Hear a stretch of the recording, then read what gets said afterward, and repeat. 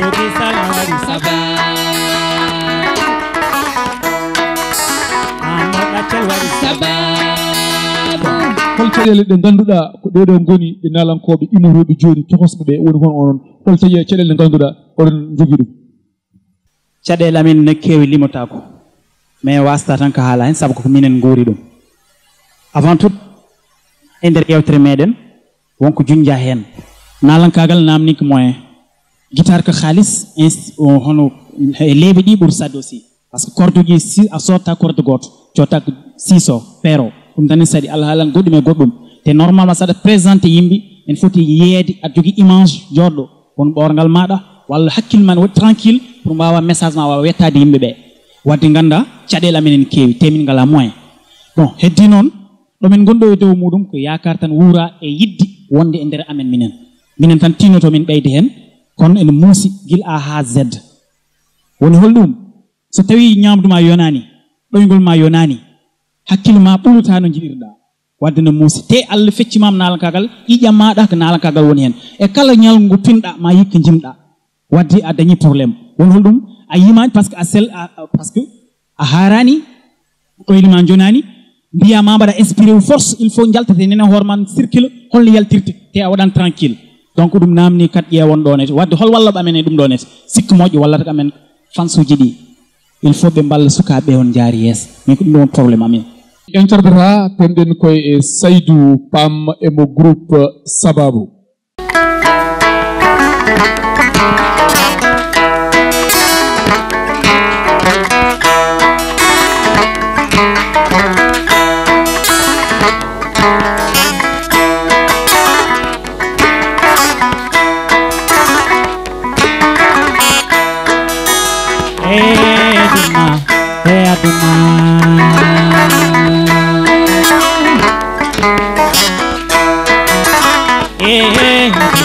Odo aduna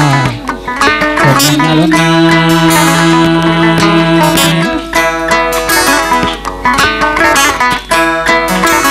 aduna ko sare munya dunia ko sare tere ngare ha munyente yangaladen enim selta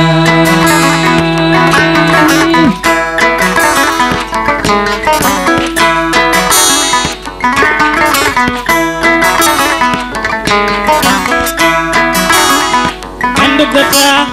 and kabata and ganyandirta oh and garangata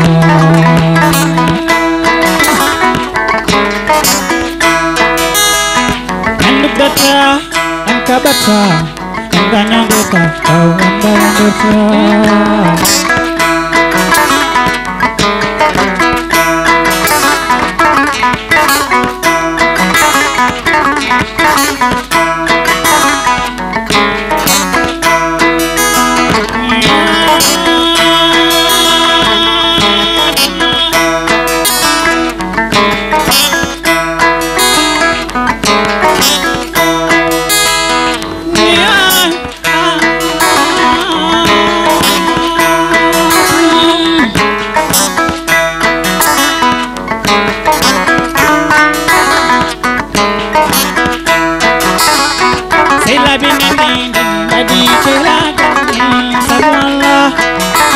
Gidin herbe dante dante badi gilli gonga salala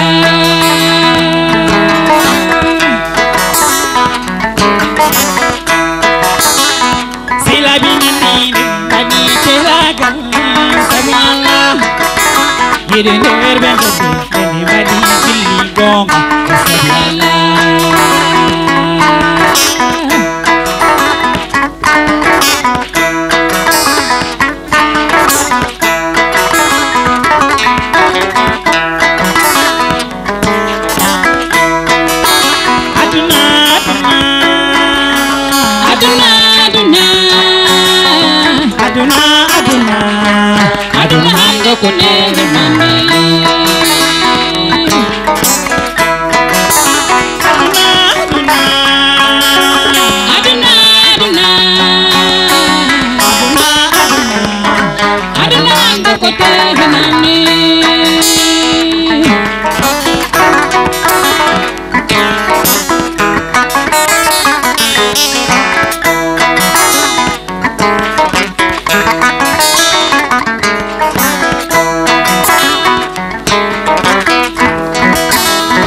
kale wari sababu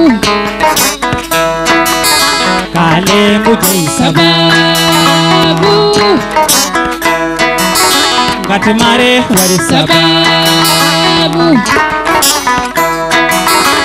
Omar Kume wari sababu Fulbebe wari sababu kale mujay sababu Rubisal wari sababu Amor Achal wari sababu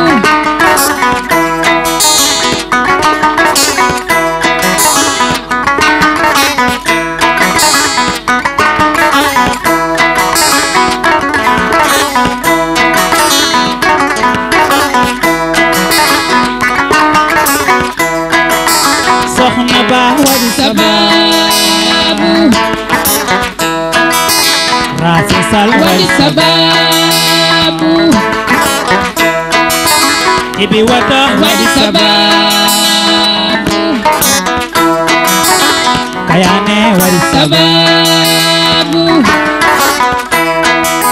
Sabu Koyi wari sababu Aduna aduna aduna Aduna aduna hande ko teri namni Aduna aduna aduna aduna hande ko teri namni dokemo kelle bandiraɓe Racine nane mi wonɗo tañnomami sen gimmima e ngallo nalankal ngal ganduɗa ko ngal wonno ngal gonuɗen ngal ganduɗen woni nalankagal hanki hande wondu yimɓe gummi hande won jamanu goɗɗo garɗo jamanu kesso andi yimɓe goni koye nouvelle technologie eywa mbiɗa seede natti marsude cassette natti marsude joni ko marsata ko holto marsata koye e nder internet uji ko watte téléchargé ko hol noon nalankoɓe poti wadde hol darde nde poti darade e oɗo saaha haaɓe jetto e aduna kesso o eyyi a jarama Oumar ɗon en goɗɗata ɗon no fewi ko par ce que artiste kam ko iɗi foof ko jogade ko wiyete ko staff moƴƴo woni ɓe gonduɗa neɗɗo wawa wonde gamowo o wona jimowo o wona ñañowo o wona koɗowo o wona foof en même temps wawa gasde goto foof en jogui ligguey muɗum hande noon wona caɗele fulɓe tan ko caɗele ko ɓuuri hewde kam mbiyen Sénégal taw ko Sénégal gonɗen ko caɗele men enen foof waɗoɓe production ngala ɗo te producteur woni noon banggue théâtre muɗum woni banggue musique muɗum woni banggue goɗɗo ko wiyete ko producteur en ngala ɗum woni jarlitiɗo ene waɗa kalis mum e production ene yiilo hen gartam en ngala producteur en ngala tourneur woni mo ganduɗa oɗo toppiri tan kañum ko fate affaire wadde concert aji walla troupe sohma en pinal e ɓamtare mboɗiɗo wadde feere no jaari e nder Fouta gande e nder Fouta mi yahay e nder Fouta mi nangodira e wona yimɓe mi wadda e mumen contrat ji mi ƴetta sohna en mi nawa ɗumen toon donc wonto matiére wonto hakkillagal meɗen walla liggey meɗen o yettinaka addu ɗum noon ko gueɗel gotel yimɓeɓe ha joni ɓe nanguiri musique tawde koye musique kalten ko caysayagal ko fijirde mi haali ɗum nane mbaɗowo musique o nanlimo hen ko ƴewde sukaɓe rewɓe wonande gorko o wonande debbo o nan ɗum hen ko ƴewde worɓe walloɓe ɗum no wuurdi c'est tout ko ɗum yimɓe mbaɗe hakkillaji mumen alors que musique hande ko industrie culturelle mo ganduɗa ene wawi addude ɓurɗo wawde addude kalis hande e nder aduna ko kañum par ce que ala to neɗɗo wawi yaade e monde kala noon ko wawi wonde so yiiɗi ɓe waɗa président ji ɓe jogo sommet e nder sommet e waɗa toujours programme culturel ko artiste uji jogui ɗum hande kala kone haale e ñawuji par exemple bandoji ko wayno par exemple sida kalteɗo nde mawɓe ɓe ardiɓe leyɗele jiiɗi yimɓe paama ndewi ko yimoɓe pour pamude yimɓeɓe aɓe gandi donc musicien ji ɗi wonto ketti ha joni noon ko hara tan hara nde a haɓete no gurduɗa no Zaydou wi ni a haɓete no dañirɗa café a haɓete no dañirɗa pasel to jaaɗa e nder car rapide mais oro haɗe aussi wadde créé oro haɗe miijade uddade ƴeewa no mbaɗirɗa par ce que fadata woni fadara o holliri nden gonnoɗen koye cassette aji haɗa cassette ni ko tourne disque wonno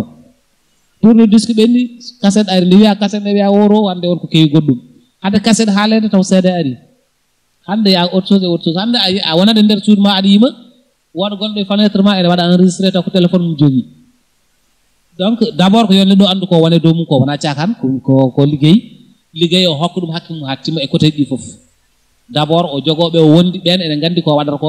ene jiɗ ɗum ene mbawi yadde makko e ndir ɗum ballitamo e nder ɗum par ce que ko jibinta tan ɗum ko goo deuxièmement kanko o anda aussi ko wiyete ko droit d' auteur ene waɗi important malheureusement hande eɗe gowani ɗum no fewi min ƴeewi e association amen wadde avec ngaali law wadde yettudemo aussi waɗande artiste uji ɗi ko artiste foof mbimi noon formation e ko fate affaire droit d' auteur et droit voisin yimɓe paama musique o wonko jeyɗa kala ko neɗɗo wawi waɗandema hen janggo itta taw namdakima ene joguema lawol aɗa jogui muɗum lawol to jiɗɗa fof nawa ɗum te kala ko wawi hebdema hen ko wawi hebɗum hen ko an wonta avantage donc ganda ko an jeeyi troisièmement ko saɗiɗi aussi andede au niveau extérieur walla ɗo wayni eɗen gonɗen il faut que tout ça aussi jokkodirde e anduɓe affaire communication c' est vrai que goto fof en jogui ligguey mum hande ne hamni aɗa yiya ñande foof pinɗo wiya Racine min de il faut balla min no mbirumi nane affaire jouoɓe musique instrument ji ɗi ko on probléme joguiɗen aussi encadrement par ce que a wawa wonde hunde taw a janggani ɗum par ce que a wayade jangga ndewata poɗɗa rewde foof e cyclement scolaire jaa ha université jalta mbaɗa branche mo jiɗɗa o e ko fate affaire marketing e oɗon banggue wondatma pratiquement chaque jour aɗa wiyo wallamo ko franchement aɗa yarli to aɗa wallan par ce que voilà ko ni ponni weeɓani haye baɗowo déjà biyeteɗo yo walle o ko yirade holno woni ala ko haali aussi kañum wallude wadde c' est pas facile donc ko eɗen jogui probléme mo ganduɗa o weeɓani safrude mais omo safro o safrirto d' abord goɗɗo foof to yarata ɗo oto hat tan e juude guitare ma walla yimde mbiya ko ɗum tan non kala ko foti waɗede e nder musique jogono ɗum hakkillagal aɗa wawi hebde par exemple mbaɗo tourneur aɗa wawi hebde producteur walla aɗa wawi jogade manager mo wona halpular ene woni aɗa wawi jogade manager mo wona séréer walla tubak ko wona ɗum ko udditare nde mais a wawa udditare taw a famani yimɓeɓe ko gone dow ma ganda hoorema d' abord il faut arta hen en ganda holko woni gande meɗen hanki par ce que sincèrement aɗa yima aɗa nana musicien ne yima omo yima o haalinani mi waɗiɓe critiqué mais halpular wawa yimde ko wona e ko deyiɗen ko eko jeyɗen ko ne heewi mi haalinani yeela sa wi aɗa liɓa tufɗe muɗum ne heewi ko noon malien ji ɗi mbaɗata hande musique ko ɓuuri wade heɗade ko malien ji par ce que ko ɓuuri hewde e musique meɗen enen mo mbiyen fulɓe o ko musique malien ji mbatten par ce que ko enen goni goto ko enen korduno enen gurduno Mali Sadio mbaɗo wawi hokkudema no foti laabi o yima e nder Mali yallah yurmo ya foma Mangala sacrifié mabɓe yimde koye tumani mo waɗi o ko Mali Sadio yimi comme no Mali Sadio ɗini mais sa heeɗimomo aɗa laaɓa ɗum ɗo oɗo ko ligguey pour yaltini oɗo Mali Sadio liggey o firtani a waɗani a wawa wadde ko yimɓe mbaɗani a wawa yimɓe ko yimɓe jimano mais jimmi ko sa yimi gadda hen annene touchement wiye ɗum ɗo ko jibi wadde waɗi ɗum hayso wonti o yimi ko yeela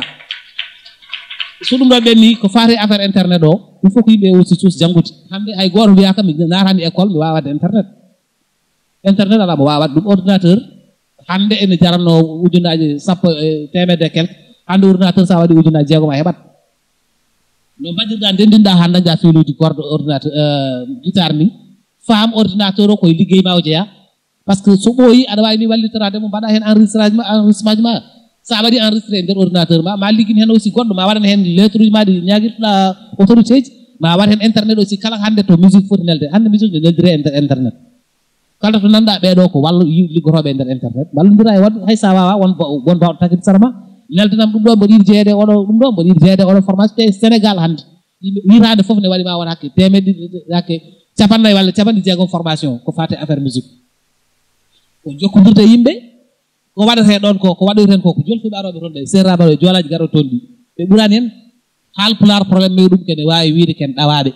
gonɗen koye haɓede hay goto haɓaki hen enen kadi koye men en jiiɗa noon goto foof ne yiiɗi wiide ko min foti ardade ko min ɓuuri wadde ko min ɓuuri wadde ɗum ɗon ko détail uji neɗɗo so ɗiɗi ɓamtade il faut d' abord o yaada yimɓeɓe enen ɓuuri hewde nder Sénégal mais enen ɓuuri wawde woytade nder Sénégal aussi ardi téléji ko enen pourquoi musicien Sénégal jaltani sohna nane haali won namdiɗomo question ko fate affaire théâtre c' est vrai que théâtre halpular yimɓe hay association ji mbaɗama créé pour théâtre uji halpular jaltinira e nder ɗum ɗo wona lawol par ce que ko enen ɓuuri hewde tawde ko enen ɓuri heewde yo goto fof ƴeftu lettrel muɗum nden ko lettre watte noon saɗa yiɗi wadde disque aɗa yiɗi indema haale aɗa yiɗi Oumar Doro Couma haala indema mbatta ko lettre jaranma finde subaka law jaaha studio makko walla yaada ha galle makko jewtidama hakko ɓe mbiya ɓeɗo mboɗo yiɗi souvent sa waɗi émission kalnama haala mumen wona ko noon yimɓe mbaɗirta mais yo goto fof wat lettre muɗum yetto RTS joƴƴino mbiyen min jiiɗi ko Haalpulaar fawe ɓe mbawa joɗade 15 jours ɓe pawani pourquoi parce que ɓe jiiloto ko yimɓe so yimɓe keewi gaddaniɓe lettre uji par force ɓe paw ɗum so woodi émission mbaɗɗo par exemple mi hokkon yeru goto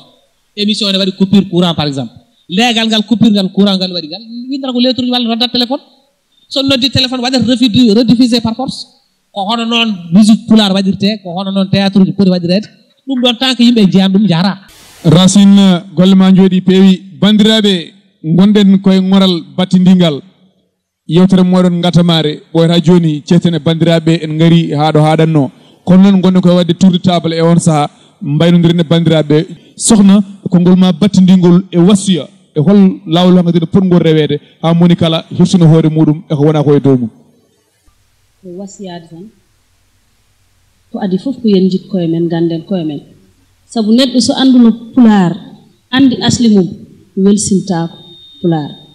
kadi en poɗani famdinde koye men sabu enen hay hunde wontata en ko enen tan gontata goɗɗum mbasiytomi yimɓe tan ko yoɓe nanggu pulaar yoɓe teddin pulaar yoɓe gandu ala ko ɓuuri pulaar wadde ris ala ko ɓuuri pulaar teddude moƴƴuɓe fof jalti koye men Allah jarama on jarama joni joni o dokketen konngol ko Elas Djiby Wade gorko mo Sourey Dunde wuuro Amadou Gano nalanke ngana mboɗo sikki on keyima ko yimi ɗo ko no wayi welde eno wayi joɗade bobo e yo bobo yo janggu wawa woto heppu tan yaaha c'est vrai kala kaɗa waɗa e aduna a janggat ɗum mbawa somi jumani elle Racine ari hen ko ɓoyani ko ɗum noon Elas Djiby Wade konngol ma battidingol eko wona ɗum e wasiyo mo ganduɗa aɗa rokka ɗum rende fulɓe taw moni kala ene wawi yiitade ko watte ko e dow leydi ndi a yi hen hoore mum no fewi Allah jarama Oumar Doro Couma caggal to Allah nelaɗo muɗum yimɓeɓe fof ne jettuma saabu darde dariɗa nde ko darde fuutankagal yo yaaru yeeso kadi somin dañino hono ma en sappo tan no wayno ene gasa taw fuutankoɓe ma mbaw dañde jolde kadi nalankagal pulaar mi haalano ne serte nalankagal leƴƴi kewɗi saabu enen Haalpulaar en ɓe ko tagimi aynane a ɗeɓi jumbude an monsieur Sall e ko kalnomi ko a ɗeɓi artude hen seeɗa ndeken noon yimɓeɓe paam nalankoɓe nana mbaɗa haqqi mumen nana mbaɗa baawe mumen nana jima jamma e ñala suwa kide depira ɓe donki ko walloɓe wallude noon wona jokke golle tan e minani ko kalɗa ko jokke golle minen jokke golle yahani e nokku golle balle jadata koye baɗal e oɗon jalon jaafo beltima eno feewi kadi no mbiyan Allah jarama on jarama yo Allah waɗe noon ɓuural e ko mbaɗɗaten ko yo yaaru yeeso jarama Saydou Fam konngol ma battidingol femde ɓe ganduɗa aɗa huccodiri e munen e wasiyo holko wonata so wona weltade dental men fulɓe hono mon wodani wiide on tan yon gon sehilaɓe animateur uji en gonon sehilaɓe nalankoɓe moɗon ɗum ɗon won arrangement amen minen ɗum won arrangement leñol ngol bon haalam noon jafɗon raɓɓiɗi kono ko ɗum ɗon jiirim ɗum on jarama Saydou Pam Allah jarama joni joni o pemnen koye Racine Sall Racine guddana en yewtere nde konngol ma battidingol e faade ɓe ganduɗa ne huccodiri e munen taw ko ɓiɓɓe fulɓe wiyoɓe wimi e wimami e wasiyaji taw koye e hojomaji dabɓi ceertene bandiraɓe eyyi ko idi foof ko an mbasiyotomi d' abord an kuɗɗuɗo gatamare o ko ma ɓeyda tinnare par ce que koye radio gonnoɗa yi caɗele no fewi a yi tampere wonde hen télé ɓuuri hamnade ma ɓeyda tinnade no fewi ɓeyda udditade ɓeyda aussi jokkodirede e nder rendo fulɓe ene jogui ko ñaame ha heewi ene jogui ko yare ha heewi il suffit que jettoɗa to poɗɗa yettade ɗo jiyaɓe poɗɗa yiide ɓe jokkodira e mumen ko poɗɗen haalde e nder rendo ko e ko foti wittede ne heewi yallah wallu en ko wona ɗum ko public o ɓe ɓoyata a wawiɗe ɓe gara hande kono ɓe sikki e nder liggeyaji batteɗi guila noon ko fati e no mbirum nane wittu guila ko fati e nder dadɗe ɗe mbatta ko fati e organisation sa waɗi tan yimɓe tawere e ko moƴƴi ko ɓooyi juɗe tawtata hen par ce que ko ɗum tan woni gonga ko wona gonga ko gonga tan ɓuuri ko ma neɗɗo o fellita noon o fellita e nder ɗum ɗon omo laaɓa janggo ko tawata mo ɗon so wuuri o ñaami hen yo yetto Allah no fewi so ñamani hen ma suka makko ma tani gen ñamo yen ɗum koko parce que ar wona cakan ko won ganda lamde no fewi tant que yinko o neɗɗo ne nangiri ɗum ɗon o majjani o heñota ko parce que addi probléme men surtout que eɗen keñi enen foof yimɓeɓe fodɓe sodde ɓe wona sodoɓe eɗen jiiɗi ɓe cooda eɗen jiiɗi wurde e ko mbaɗɗen ko hande wawa gasde ko gasani ko noon mbaɗen ko gasi ko an aɗa andi aɗa wawi cinnoɗa daroɗa e ɗum ɗon continue ko poɗɗa wadde ko so Allah ne hoddiri ka ñamowo e ɗum ɗon par ce que ko ɗum tan woni ko wattinta yo Allah waɗanen ɓuural bandiraɓe mboɗo sikki on jii ɓeɗo sukaɓe rewɓe fulɓe yodɓe yontaɓe tabarakallah machallah émission gata mari noon koko fuɗɗi ene wayno ko joni jibina kala ko ganduɗa jeeya koye ganni rendo fulɓe inchallahu rabbi maye gaddu ɗum ɗo henna maye jewru ko fate moloji maye jewru ñaañi maye jewru bayli e goɗɗum e sehoɓe kala ko ganduɗa ko rendo fulɓe jeeyi inchallahu rabbi manam mayen gartoy hen bandiraɓe so longere mawde wari nokkuɗo wona ɗum jomum yilno so waɗi ko gantide yewtere he hamin ñagui mon yafuya ɗum noon min dokkat moon aadi biladi ha lawol gongol cew peace and love